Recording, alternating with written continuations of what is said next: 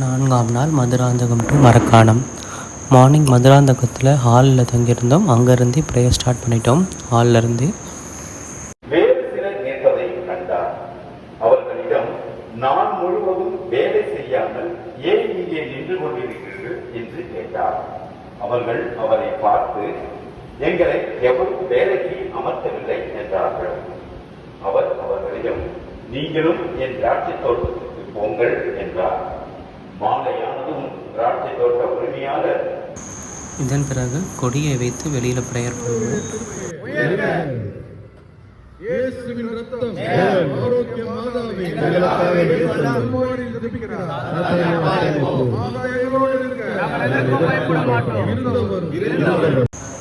கொடி ஜெபம் முடிஞ்ச பிறகு ஒன்றாக ப்ரேயர் பண்ணிவிட்டு கிளம்ப ஆரம்பித்தோம்.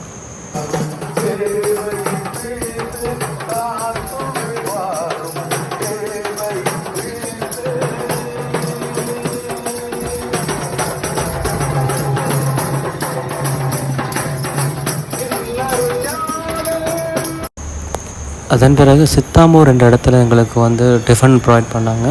அந்த ஃபுட் எல்லாமே மெர்வின்னு சொல்லிட்டு எங்கள் டீமில் வர ஒருத்தருடைய ஃப்ரெண்டு வீடு அங்கே இருக்குது. அவர் வீட்டில் கொண்டு போய் வச்சு அங்கேருந்து நாங்கள் எல்லாம் ஒன்றா உட்காந்து சாப்பிட்டோம்.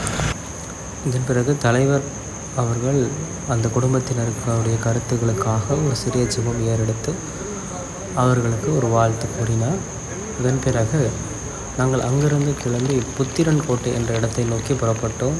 போகிற வழியிலே சில இடங்களில் நல்லா மழை பெஞ்சிருச்சு. புத்திரன் கோட்டைக்கு முன்னாடியே புத்திரன் கோட்டையில் ஒரு பள்ளி இருக்குது, கவர்மெண்ட் ஸ்கூல். அதில் தான் நாங்கள் உட்காந்துருந்தோம். அங்கே ஃபுட்டு ஸ்பான்சர் பண்ணியிருந்தாங்க. திரு ராஜசேகர் என்பவர் அங்கே உணவு ஸ்பான்சர் பண்ணார். டீமில் 2 பேர் கோஆர்டினேட் பண்ணி அந்த ஃபுட்டு எல்லாருக்கும் கொடுக்கறதுக்கு ரெடி பண்ணாங்க. அதை எடுத்துகிட்டு கொடுத்தது எல்லாமே டீச்சர்ஸ் எங்களுக்கு ரொம்ப ஹெல்ப்பாக இருந்தாங்க. இதன் பிறகு கந்தாடு வழியாக மரக்காணம் ரீச் பண்ணோம். இது சிவா திருமண மண்டபம், இங்கே தான் நாங்கள் தங்கியிருந்தோம். திருமண மண்டபம் ஸ்பான்சர் பண்ணது எங்கள் டீமில் இருக்கிற திரு அகிலன் அவர்களுடைய மதர். அவங்க ஸ்பான்சர் பண்ணாங்க இந்த கல்யாண மண்டபத்தை இங்கே தங்குறதுக்கு. இங்கே எங்களுக்கு உணவு ஸ்பான்சர் பார்த்தீங்கன்னா திரு லூர்துசாமி, ஆரோக்கியசாமி மற்றும் திரு குழந்தைசாமி. ஸோ சாப்பிட்டு நாங்கள் தூங்கிட்டோம். எங்கள் பாத யாத்திரை பயணம் வெற்றி பெற ஜெபிக்க உங்களை அழைக்கிறேன். இயேசுவே புகழ், மரியே வாழ்க.